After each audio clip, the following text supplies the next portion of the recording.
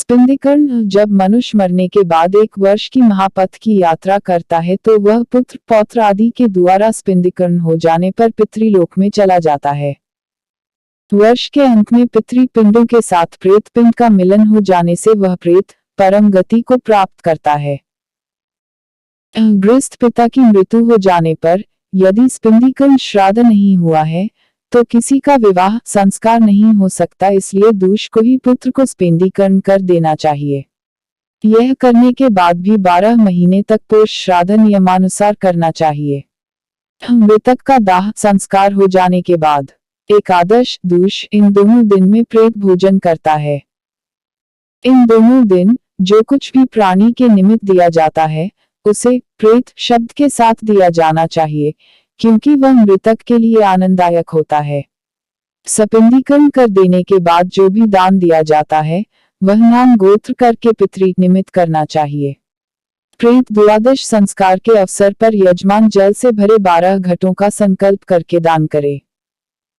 पकवान और फल से परिपूर्ण एक वेदनी विशेष प्रकार का जल पात्र भगवान विष्णु, यमराज, चित्रगुप्त का संकल्प करके सुयोग ब्राह्मण को प्रदान करे।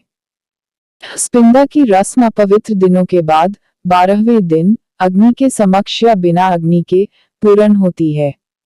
विधि: नहा धोकर मृत्यु वाले स्थान को गोबर से पोतकर स्थापित देवों की मूर्तियों के चरण धोकर पितरों को लाई अर्पण करके पुत्र अंचमन से थोड़ा जल ग्रहण करे। 3 लाई के दाने वासुदेव, रुद्र और अर्का को अपने दादा और उनसे पूर्वज के रूप में और फिर मृतक को अर्पण करे। सभी की संदल चटनी, तुलसी पत्ते, धूप, सुगंधित वस्तुओं, उपहार आदि से पूजा करे। मृतक को दिए हुई श्रद्धांजलि को एक सोने की सलाख से 3 भागों में बांटकर एक भाग दूसरों में अच्छी प्रकार मिला लें।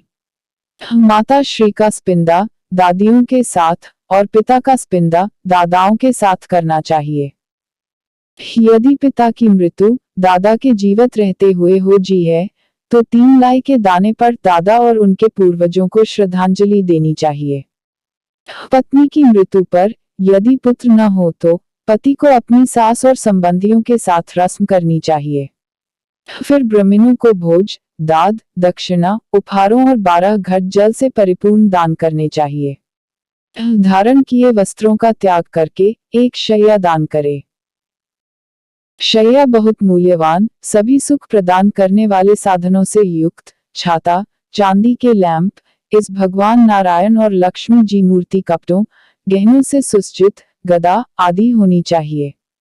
स्त्रियों की रस्म में लाल कपा, जेवर के साथ अन्य सामग्री होनी चाहिए। फिर एक ब्राह्मण को उसकी पत्नी के साथ शैया पर नारायण लक्ष्मी जी के सामने बिठाकर उत्तर दिशा को मुख करके लक्ष्मी नारायण जी को फूल माला पहनाकर पूजा करके यह उच्चारण करे, हे नाथ, जिस प्रकार आपकी शैया दूध का सागर है, यह शैया भी उसी प्रकार मेरे अगले जन्मों में सुखदायी हो। ब्राह्मण और प्रभु को पुष्पांजलि देते हुए ब्राह्मण को संबोधित करके, हे ब्राह्मण देवता, इसको स्वीकार करें कहकर शैया दान करे। उस शैया पर विराजमान सभी को 3 बार झूला दे। शैया के चारों ओर चक्कर काटकर सबसे विदाई ले। शैया दान की रस्म पूरी हो जाने के बाद 13 पद दान की रस्में, जिसमें एक छाता, चप्पल, कपड़े, अंगूठी, जल का मटका, कुशा, 5 बर्तन, यह 7 प्रकार के पद, इनके साथ एक लकड़ी का डंडा, तांबे का बर्तन, कच्चे चावल, जनेऊ और खाने की सामग्री। 13 ब्राह्मणों को 12वें दिन दान करने से दिवंगत आत्मा को शांति मिलती है। स्पिंदा रस्म करने के बाद वार्षिक श्राद्ध से पहले हर मास 1 लोटा जल के साथ लाई का दान करते रहना चाहिए।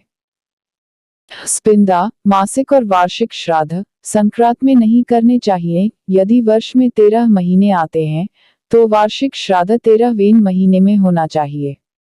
जब संक्रांत नहीं है, लाई की आवश्यकता नहीं होती, केवल संक्रांत में आवश्यकता होती है।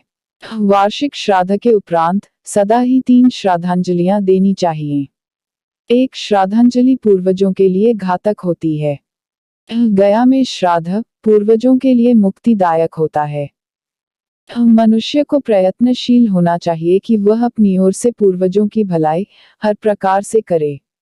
इससे वह इस लोक में ही नहीं, परलोक में भी आनंदित रहेगा।